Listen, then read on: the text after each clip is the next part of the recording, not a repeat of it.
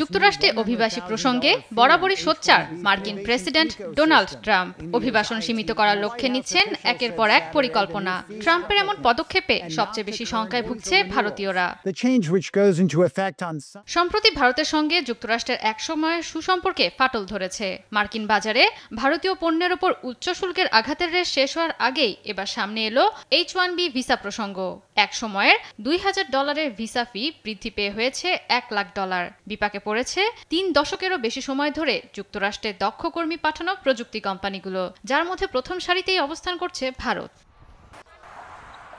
ট্রাম্পের এমন কঠোর সিদ্ধান্তে ভেঙে পড়ছে ভারতীয়দের আমেরিকায় বসবাস ও কাজের স্বপ্ন।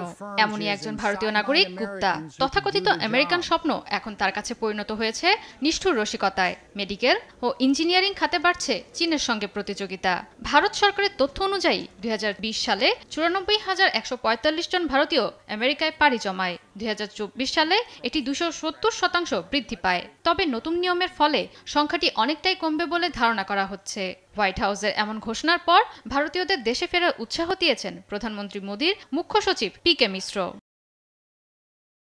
ভিসার মূল্য বৃদ্ধি পাওয়ায় ভারতীয় আইটি প্রতিষ্ঠানগুলো হিমশিম খাচ্ছে দক্ষ কর্মী পাঠাতে। ফলে একসময়ের একচেটিয়া প্রতিযোগিতার বাজারে পিছিয়ে পড়ছে ভারত। দেশটির অর্থনীতিতে পড়ছে নেতিবাচক প্রভাব। রাজনৈতিকভাবে ক্রমশ জটিল হচ্ছে ভারত আমেরিকা সম্পর্ক।